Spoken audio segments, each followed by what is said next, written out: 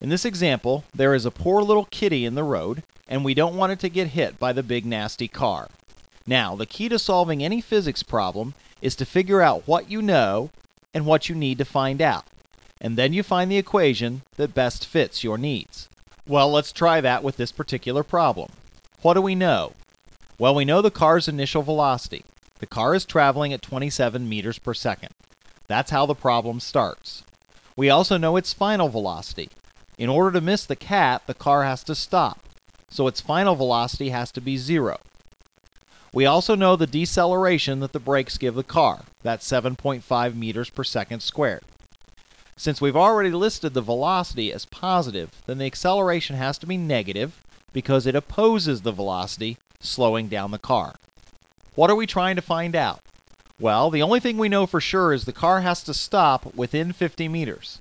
If it does not, the poor little kitty goes splat. So we need to figure out how far the car will travel before it stops. In other words, we need to figure out its displacement, which is delta x. All right then, so these are the things we know. Which equation can we use? Well, let's think about the equations that have x and velocity in them. For example, v equals delta x over delta t. That has delta x and velocity in it, but it also has time, and we don't know time. So there are two things in this equation we don't know, so we can't use it. Another equation that has delta x and velocity in it is delta x equals v naught t plus 1/2 at squared. But once again, this has time in it, and we don't know time and we don't know x, so that's two things that we don't know. We can't use an equation that has two things we don't know, so we can't use this equation either. However, look at this equation. V squared equals v naught squared plus 2a delta x. We know everything in this equation except delta x, so we can solve for it. So this is the equation to use. Okay then, let's use that equation. And we plug in the numbers. V, the final velocity, we've already figured out is 0. V naught is 27 meters per second. Acceleration is negative 7.5 meters per second squared. And delta x is what we're trying to figure out. So here we have an equation with only one unknown. We can solve for the unknown. The first thing we can do is subtract 27 meters per second quantity squared from both sides.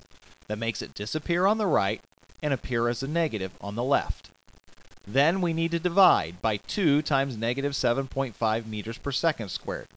When we do that, it disappears from the right and appears in the denominator of the left-hand side of the equation. So now we have our equation.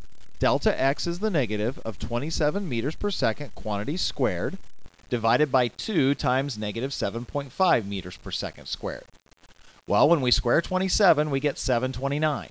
Remember, I'm not going to worry about significant figures till the end, so I'll just keep all the digits I get, negative 729. When I multiply 2 times negative 7.5, I get 15.0. Once again, I'll deal with significant figures later. When I divide the units, the square on meters squared cancels with the meters in the denominator of the fraction, and second squareds completely cancel out. So I'm left with meters. That's good since we're looking for displacement. When I divide the numbers, I get 49. I have to limit myself to two significant figures because of the original measurements I used. Go back to the original equation, not the intermediate step. In the original equation, I'm dividing 27 squared by 2, which is exact, and by negative 7.5. 27 and 7.5 both have two significant figures, so the answer can have only two significant figures, so the answer is 49. So we see that the poor little kitty survives. The car stops a full meter before it hits the little kitty. That's good. Now let's go on to the next problem. In the next problem, we have a car that's starting from rest. Well, if it's starting from rest, that means its initial velocity is 0. We're given that it can accelerate at 1.2 meters per second squared, so that's the acceleration, and we're told it travels a distance of 0.18 kilometers. And the question is, what's the time? Okay, so given what we know and what we need to determine, what equation should we use? Well, here's one that has velocity and displacement in it. V squared equals v naught squared plus 2a delta x.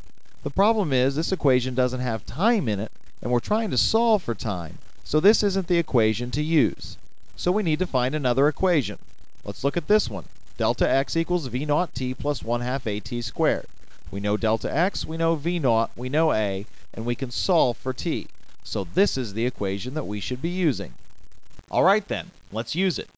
Normally at this point we just plug our numbers in and go, but if you've been looking, there's a problem.